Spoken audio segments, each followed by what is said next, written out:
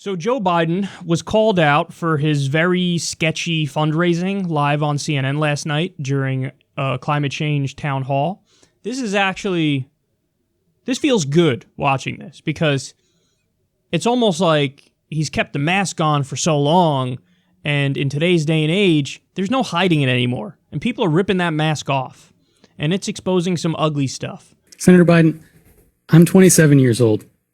Half of all greenhouse gas emissions ever generated by the entire history of human civilization have been released in my lifetime. This despite the now well-documented fact that 40 years ago, scientists at Exxon and Shell knew and reported to their bosses that burning fossil fuels was warming the planet and would destabilize the climate.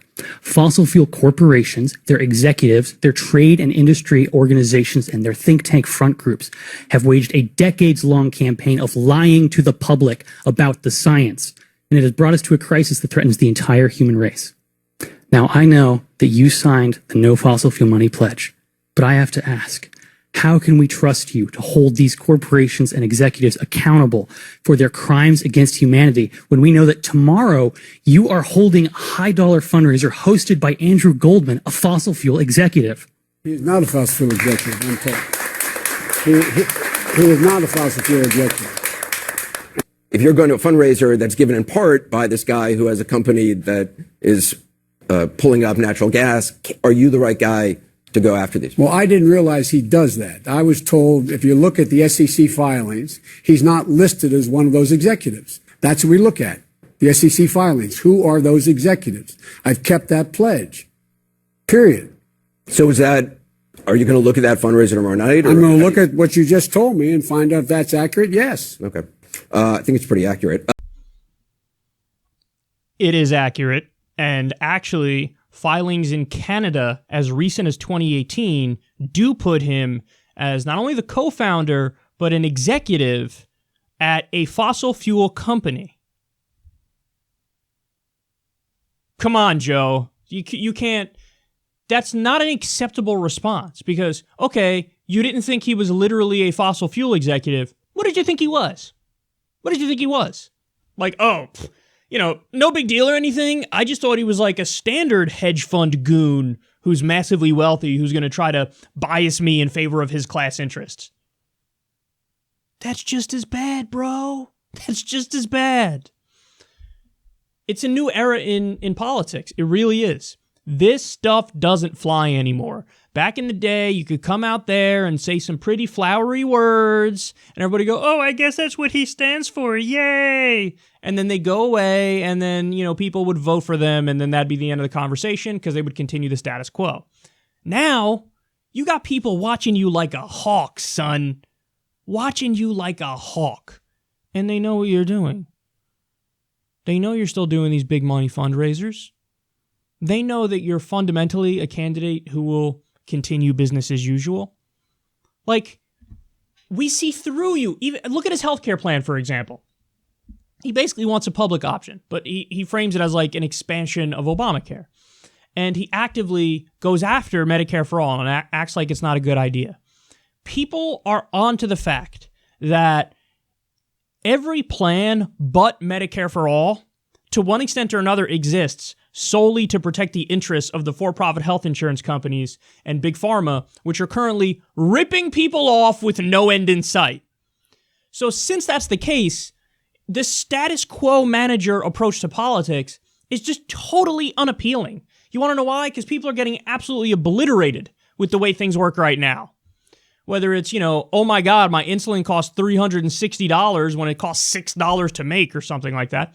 Like, people look at that, and when you come in and say, no, let's have both sides sit at the table and come to some sort of a solution. Let's split the difference. What if we had it cost, say, $175? What if the insulin costs $175 instead of $360? No, people still can't afford that. People still can't afford that. I mean, come on. But this is fundamentally Joe Biden's candidacy. And, he's also against the Green New Deal as he's doing this climate change town hall, and it's like, climate change is a problem that's so massive and overwhelming in scale that the only way to address it is to do it in a systemic fashion. You can't just do it like some of the candidates on stage, including Yang, and this is terrible, but they like to frame it as a personal issue, like an individual issue. Like, well, why don't if people just stopped eating meat? You cannot address this problem on an individual level. In all seriousness, it's as stupid as acting like in World War II. It's like, I don't understand. Why don't you just pick up your rifle and go on your own to fight Hitler? No, we needed a mass mobilization. We needed an effort where we're all together. We needed a top-down movement in a collective fashion, because some problems by their very nature need to be addressed in that way, and you can't do it in an individual level. By the way, Yang also repeated the right-wing lie that the Green New Deal bans airplanes. God damn it, man. Listen, 100 companies are responsible for 71% of global emissions. That means if everybody decided overnight, I'm going to be as socially conscious as possible, and I'm going to try to have no emissions. Yay! If that was the case, you'd only get rid of about 30% of the emissions, which is barely a drop in the bucket.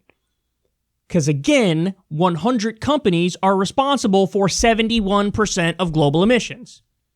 You need a massive effort. You need a New Deal level effort, if not more.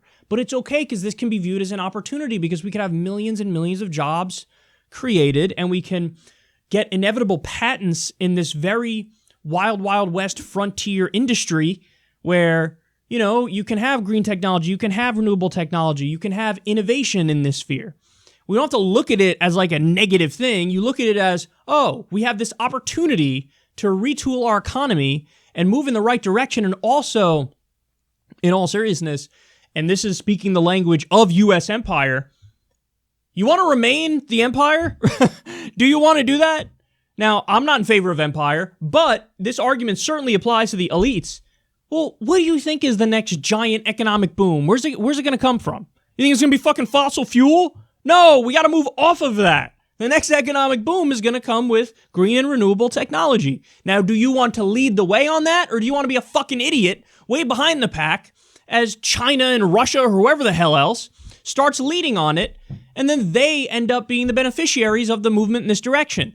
God, they're so stupid. I mean, the Republican Party and the corporate Democrats are basically like, they live in the old days, and as the telephone just came out, they're like trying desperately to hang on to the Morse code industry and acting like, no, we got it. I mean, Morse code. Morse code's wonderful. Isn't Morse code? I love Morse code. Don't you love Morse code? Who doesn't love Morse code? How could we stand up against Morse code? I mean, that's how we do it now, so that's got to be how we do it continuously, right? God, you're all so stupid. Joe Biden is embarrassing. I'm very happy he was called out for doing a fundraiser with a fossil fuel executive. Don't get it twisted. The guy is not only a fossil fuel executive as recently as 2018, the guy was a co-founder of a fossil fuel company. I mean, come on, man. Are we going to act like, no, he's got no interest in that industry anymore? And that's the line his team is running with, by the way. What they said was factually wrong. He's not a fossil fuel executive. Really, as recently as 2018, he was registered as one in Canada, but even putting that aside, if you want to put that aside, fine. He co-founded the freaking company. Joe Biden is incredibly sketchy. He's an old school wheeler and dealer politician, and his time has passed. And there's this weird thing that happened last night because, you know, we joke around sometimes. We call him Handsy Uncle Joseph, hence the giant hands. But we've also kind of casually called him Melting Brain Biden because he seemingly is, you know, every time he talks, he can't get a full sentence out, and he's struggling.